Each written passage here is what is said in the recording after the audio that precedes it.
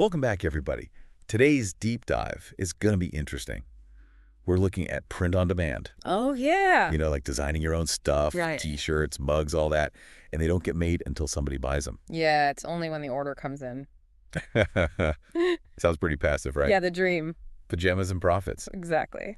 So we found this guy calls himself like a millionaire businessman. Oh, okay. Says he can get a whole print-on-demand business going. Uh-huh. Selling wall art in just 24 hours. Ambitious. And starting with $0. All right. I'm intrigued. He put the whole thing on YouTube, so we're going to see if he actually pulled it off. Yeah, let's dive in. I'm curious to see how realistic this actually is. Anyone can talk a big game, but actually doing it, facing real challenges, that's the real test. He didn't make it easy on himself either. 24 hours, no money to start, and get this, he's using a fake name. Wow, that's a lot of pressure. Talk about a high-stakes challenge. Yeah, it's like a pressure cooker for entrepreneurship. Right. But I gotta wonder, do these limitations actually help or hurt his progress? Yeah, good point. First things first, though, he had to figure out the basics. Where is he going to sell this art? And who's going to print and ship it? The foundation of any business? Exactly. He went with Etsy, which you've probably heard of. It's huge, right? Yeah, one of the biggest online marketplaces out there. So smart choice, especially for someone starting out. He doesn't have to build an audience from scratch. And for the production side, he picked a company called Gelato.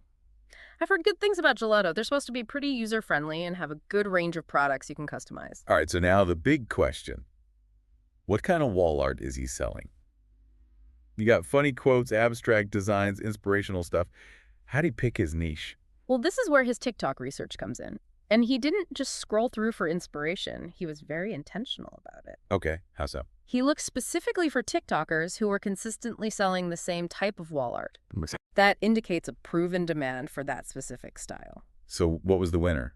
What's he selling? Motivational and entrepreneurial posters. The kind of hustle harder, believe in yourself, that sort of vibe. Seems like that market might be a little crowded already. Yeah, it's definitely a popular niche. But those designs tend to appeal to a wide audience. People looking for a little daily inspiration. True. Now about those designs, he had to get them made somehow. Right. With only 24 hours, did he really have time to become a graphic design whiz? Time was definitely not on his side. So he outsourced the designs on Fiverr. Ah, Fiverr.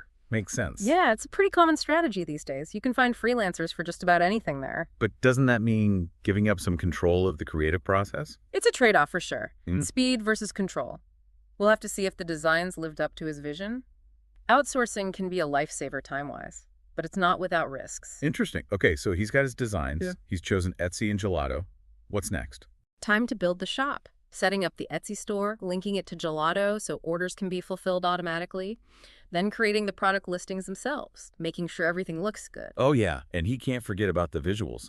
People aren't going to buy a motivational poster if the listing photo looks like it was taken with a flip phone. Absolutely got to make it look professional. He used Gelato's mock-up studio to create those nice product images, like those virtual staging photos for houses. Oh, right, so buyers can picture it in their own space. Exactly. Presentation is key, especially online. All right, so the shop's set up. Listings are looking good. He's even got fancy mock-ups. Now for the big question. How much is he charging for these motivational masterpieces? He decided to go for a 50% profit margin on each sale. Whoa. That's pretty ambitious, especially for a newbie on Etsy. Right. Especially considering Etsy shoppers love a good deal. Yeah, he's got to compete with other sellers, too. Exactly. It's a balancing act between profit and competitiveness. He explained in the video that he felt confident his designs and fast shipping times would justify a higher price tag. It's a gamble for sure. But hey, maybe it paid off. Maybe. All right, so drums rolling. Did he actually make any money? So did this 24-hour hustle actually work? Did you make any money? Let's see. The results are in. He got 11 sales total. Wow. Yeah, bringing in $549.89. All right. Not bad for a day's work. Hold on, though. Got to factor in the expenses. Oh, right. He had those Fiverr designs. Etsy takes their cut. And then the actual cost of making and shipping the posters through Gelato. All adds up. Okay, so what was the damage? Total expenses came to $467.20. Right, so that leaves him with a profit of drumroll $81.69. $80 for a full day's work. I don't know, was that good? Not that bad. Not a fortune, that's for sure. But remember, $0 to start in just 24 hours? I think it's pretty impressive he made any profit at all. Yeah, true. Yeah. And he did buy a couple of the posters for himself, right? Yeah, he talked about that in the video. Said it's important to make sure the product's actually good. Quality control. Exactly. Build a good reputation. Don't just sell something you haven't even seen yourself. Makes sense. So was he happy with them? He seemed pretty pleased with how they turned out. And he was impressed that Gelato got them delivered in just 3 days. 3 days? That's pretty fast compared to those drop shipping places that take like a month to get you a package. Huge difference. And a big selling point for Gelato. You know, people want their stuff fast these days. Totally. Speaking of things that are helpful, I want to go back to that TikTok research strategy. That seems like something anyone could use, even if they're not doing print on demand. Oh, yeah. It's a great way to tap into what's trending right now. See what people are actually buying. You know, TikTok is all about trends and going viral. So if you see a bunch of people selling the same thing, that's a good sign there's a market for it. So you're basically letting TikTok do your market research for you. Kinda. Saves you a ton of time brainstorming. All right, so say you find some TikTokers who are selling a ton of something. What then? Just copy their designs. No. Gotta be original. Come up with your own designs, your own style. Use TikTok for inspiration and to validate your ideas, but don't just rip people off. Makes sense. Originality is key. Now, about that 50% profit margin our businessman was going for. Do you think that was smart or a little too optimistic? Bold move for sure. High profit margin is great. But it could mean fewer sales, especially on Etsy, where people are looking for deals. True. So it's like he was betting on quality over quantity. Yeah, he even said that in the video.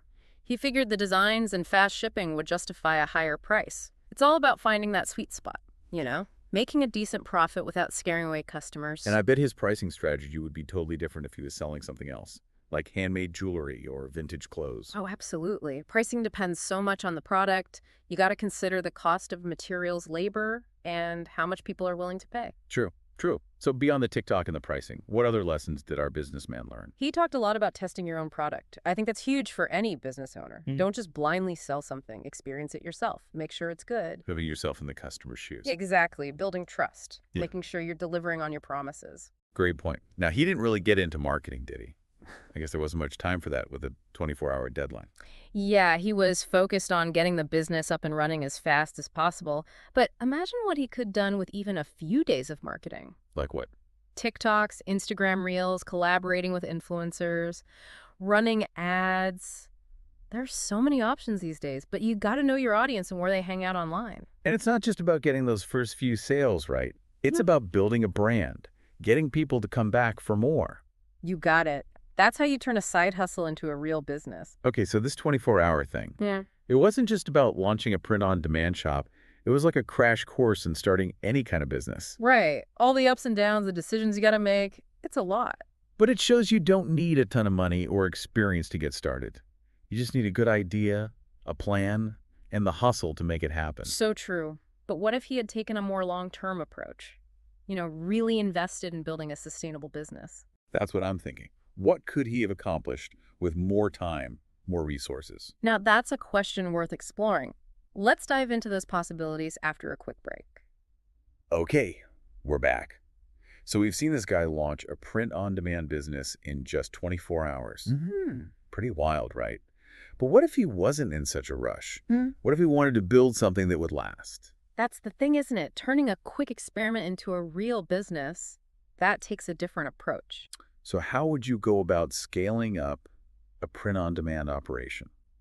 Well, first, you got to have a strong foundation. Right. Really understand your target audience, build a brand that people connect with, and make sure you have reliable production and fulfillment. So it's not just about throwing stuff out there and seeing what sticks. Exactly. You need a solid plan. And as you grow, you're going to need to think about the financial side of things, too. Oh, yeah, like what? Things like managing inventory, projecting your cash flow, reinvesting profits back into the business so you can keep growing. Makes sense. And I'm guessing you can't do everything yourself forever, right? Nope. At some point, you're going to need a team delegate tasks. Bring in specialists, maybe even outsource some things. Like what kind of things? Customer service, marketing design even. Yeah. Maybe hire someone to handle your social media. It all depends on your needs and how fast you're growing. So it's like building a whole ecosystem around your business. Exactly. Everyone playing their part to keep things running smoothly. And speaking of running smoothly, you got to stay on top of trends too. The e-commerce world is constantly changing. Yeah, what works today might be old news tomorrow. That's why it's so important to stay curious. Keep learning. Adapt to the market. Be willing to try new things. Sounds like you need to be pretty flexible to succeed in this business. For sure, you got to be able to pivot when things change and not be afraid to experiment. And, even with the best plan, things don't always go perfectly. Yeah, there are always going to be bumps in the road. Absolutely. But that's where resilience comes in. You got to be able to bounce back from setbacks and stay focused on your goals. It's a marathon, not a sprint. Exactly. And remember those little victories along the way. Those can keep you going when things get tough. Like our businessman making that first sale. He was pumped. It's those moments that fuel the passion, keep you excited about what you're doing. All right, so let's bring it back to the big question. Can you really make passive income with print on demand? Well, I think this experiment shows that it's definitely possible. But remember, passive doesn't mean no work at all. Right. You still have to put in the effort up front. You got to set up the systems, create the products, market your business, and you'll still need to manage things and make adjustments as you go. So it's more like planting a garden. You put in the work to get it started, but eventually it starts to grow on its own. I like that analogy. But even with a garden, you still got to do some weeding and pruning every now and then. Makes sense. Mm-hmm. So print on demand can be a good source of income, but it's not a magic get-rich-quick scheme. Definitely not. Building a sustainable business takes time and dedication, no matter what model you're using. Well said. It's been great diving into this topic with you. I think we've learned a lot. Me too. It's always fascinating to see how people are building businesses in the online world. And hopefully our listeners got some valuable insights too, whether they're thinking about starting a print-on-demand business or just exploring their entrepreneurial options. Absolutely. It's all about learning and growing. And who knows, maybe we'll inspire someone to launch the next big thing. Yeah, right now. All right, that's going to do it for this deep dive. Thanks for joining us. Thanks for having me. It's been fun.